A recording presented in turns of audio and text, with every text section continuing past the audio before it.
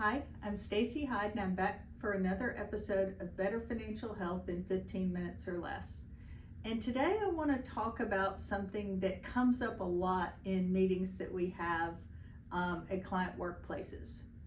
How much money do I need to retire? Well, I'd like to turn that a little bit on its head and focus on the timeline of retirement, because retirement is not just a number, it's a timeline. And if we look at what most of our retiree clients' timeline looks like, is the first few years of retirement are kind of expensive because there's this sort of pent up demand for taking a trip, things I've always wanted to do. I want to get a shop built, or I want to remodel my kitchen. I wanted to go visit this big trip to Europe, but I've never had time. And so it tends to be pretty expensive in those first few years. But then as those things get done and taken care of and sort of checked off the proverbial bucket list, expenses sort of trend downward over time and sort of level out. And it's not to say that you don't still travel, but generally speaking, it's not as much, and in many times not quite as expensive. And then as we get older, then expenses start popping back up. So one of the things that you need to realize, and sometimes I have a hard time convincing people of this, is you really do need to plan for 25, 30 years in retirement. And if you're one of those folks that's like, I want to retire at 60 or 59 and a half or even 55, well, you're potentially looking at a 40-year retirement, because the statistics show that a 67-year-old couple, there is a greater than 50% chance that one of them lives to 90. That's a pretty big number. And so you don't know which one's going to be you, so you need to plan for that. And one of the things you can do for that, if you're already retired, is sort of put your money into buckets. You have your spending bucket, you have your income bucket, that's your investments that are going to generate income, and then you have your growth bucket, because guess what? As you spend from the first two, you need the growth in that third bucket in order to replenish so that that cycle can continue. Because if you don't have growth, chances are your income is not going to keep up with inflation. We did have a lot of years where we didn't have a lot of that, but it is important to look at it. The other way you can generate your income is if you're lucky enough to have a pension, you worked for the military, and if you did, thank you for your service. You're a teacher, or you worked for some government agency, likely you have a pension, and that's what I refer to as mailbox money, like your Social Security, that shows up every month.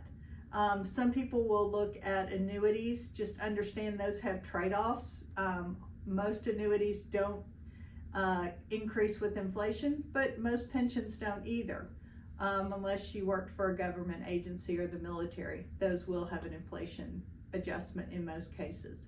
So that's the way we look at it for folks that are already retired or looking at retiring very soon. But what about for our younger listeners? You may be thinking, the idea of ever accumulating $1 million when I'm staring down the barrel at $50,000 of student loan debt.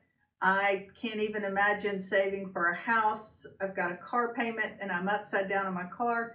I'm trying to figure out how to dig out. Well, what you need to think about is not the $1.7 million or whatever some calculator tells you. It's just look at trying to do what you can do today and looking at replacing 1 year of your spendable income. So you want to take advantage of that 401k at work. Definitely get the match dollars, but don't stop there. You want to continue to save. You want to fund your Roth IRA, but first of all, always have $1,000 at least in your emergency fund, so that if something comes up and happens, you don't wind up paying a lot of money in credit card debt.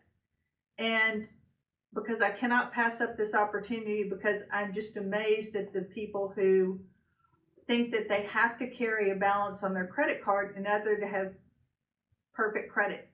The answer is you don't. As long as you pay your credit card bill in full every month, you don't have to pay any interest, and you will still have a perfect credit score.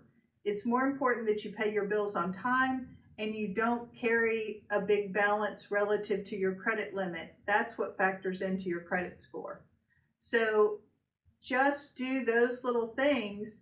And so what you're trying to do is replace 1 year of spending. Then you concentrate on the next. And then what's going to happen, and I think you're going to be surprised at how fast it happens, is you're going to save up, and for the first year or two, it's going to that you're saving, it's going to feel like it all came from you, because pretty much it did. But then as your balance grows and as you earn money on your money, the interest and the growth in your accounts are also going to pick up and fund some of those years. And as your account grows, the more interest and the more earnings you're going to have that come from your earnings. So that's the power of compound interest for your benefit. So don't be discouraged. Just take that first step. And if you haven't already listened to our episode on 1%, go back and give that a listen, because it's got a lot of good tips for how you can get there. And the thing to remember, if you said, I've made a bunch of mistakes, quit digging. Just start from where you are and go forward. We cannot fix the past. We can only move forward. So look at your situation and make better decisions today so that you will have a better financial future tomorrow.